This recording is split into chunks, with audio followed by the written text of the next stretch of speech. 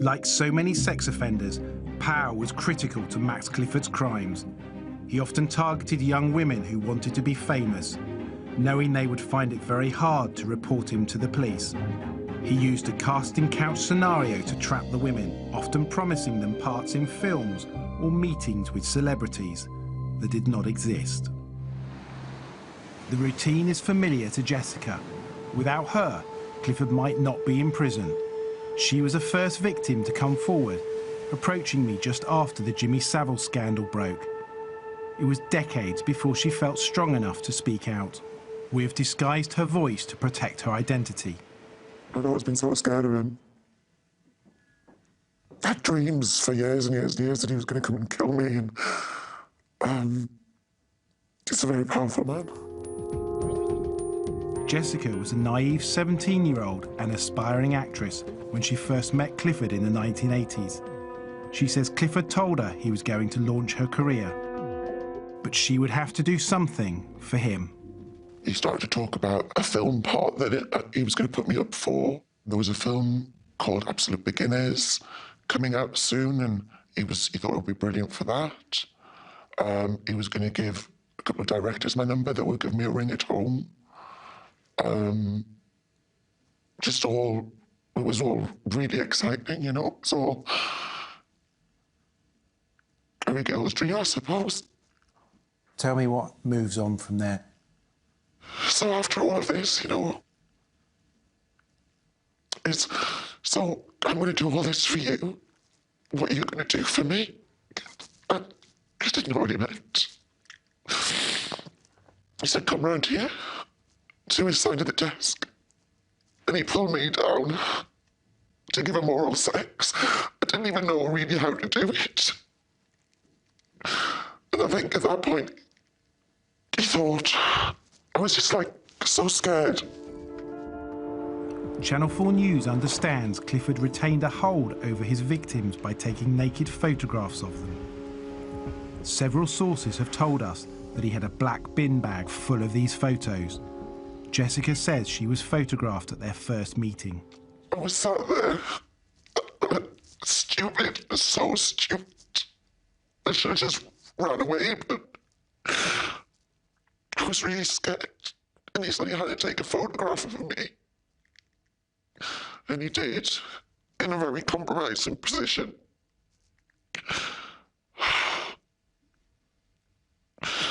And that was the first meeting. Clifford's manipulation was not confined to his sexual abuse victims. We have heard that he pressurized some of the women involved in his biggest exposés. He's always been best known as the king of kiss and tell. DeSantia and Mella, Luz and Beckham, Alam and Erickson, all stories sold by Clifford. Clifford was brilliant at exploiting these exposés, gaining maximum coverage and good money for him and the client. This is no revenge on Sven. She speaks very highly of him in all kinds of ways. Clifford has admitted he would fabricate his stories. It's tabloid folklore that he told Antonia DeSantia to lie about former Cabinet Minister David Mella wearing that football shirt. But Channel 4 News has learned a further, little reported detail about his role. As interest in the scandal began to dwindle, he asked DeSantia to lie again. A much bigger lie. He suggested she say she was pregnant with Mella's child, but had miscarried. DeSantia refused. You know, I think if he could have persuaded her to say that she'd been present while I'd mugged some old lady in the street, I'm sure he would have done that. There was nothing that man wouldn't do for money. Not all of Clifford's exposés were blockbusters, like Antonia DeSantia or Rebecca Luz.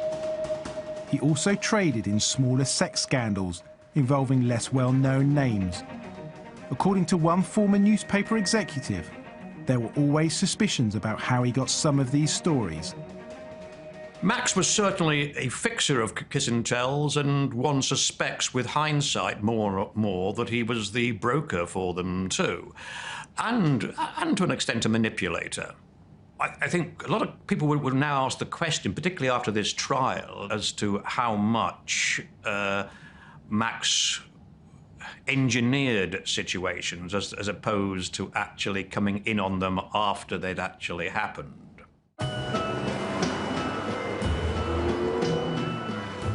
Channel 4 News has heard a very recent account of Clifford's role in Kiss and Tell.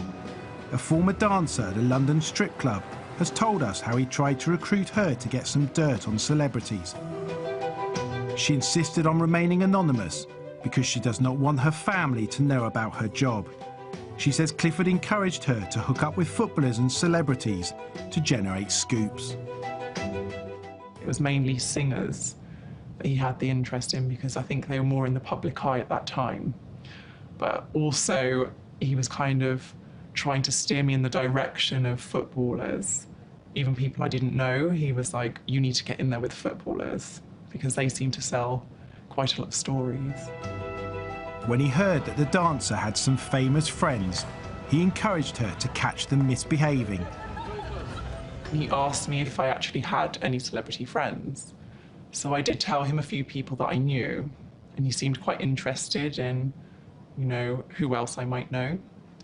And at the time in the papers, there were quite a few people who were constantly named. And he was like, do you know these people? And he wanted me to try and film people taking drugs, maybe go to the toilet with them, secretly take photos, or go to parties and film them. But engineering Kiss and Tell is just one part of Clifford's modus operandi.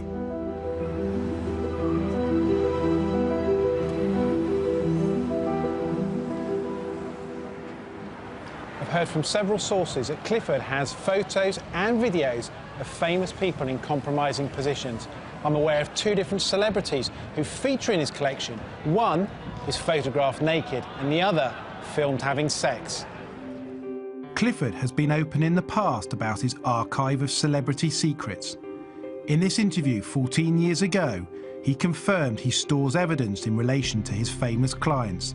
Asked whether he feared ever being sued, he said he had insurance. That's also the defamation risk, unless you have... No, that's easy for me because I've got all the evidence. I'm the one that's hidden it from the world. I know where everything is and where all the evidence is. Where do you keep it? I mean, that's something very safe. It's not in the cupboard. No, it's a long, long, long way from here, I can promise you. I spoke to one woman who was very close to Clifford and visited his house on numerous occasions. She insisted on remaining anonymous, but she independently confirmed details about his dark materials. First, she says Clifford showed a close relative the video of one celebrity engaged in a sex act. I'm aware that there was a video of a well-known TV personality engaging in a sex act. Do you know why Max has got that video? No, I believe that whoever had the tape originally was trying to, was threatening to expose the gentleman concerned, and they agreed to hand the tape over for an amount of money to save the man's embarrassment. She also said that Clifford had shown her 2 photos of another celebrity, which would be very damaging to their reputation. Well, I saw several photos of a very well-known musician in a very compromising position with somebody else. And how many photographs did you see on that occasion? Well, probably only 2. Right. And the photographs were very compromising. Are we talking about sexual compromising? Yeah. Max Clifford is not the first PR to get his hands dirty in grubby scandals, but few had his clout or were as ruthless, lying to make a story more salacious, manipulating women, and disclosing compromising material of clients to friends. But all of these methods are overshadowed by the offences which put him in prison and devastated his victims. I hated myself. I was an attractive young girl, and I used to look at myself and hate myself. think I was ugly, think people were looking at me because they could see how bad I was, to see how bad I was inside, because I'd done all these things. It took away a youth. I don't want revenge, but I would just like him to think about, have time to contemplate what he's done to other people.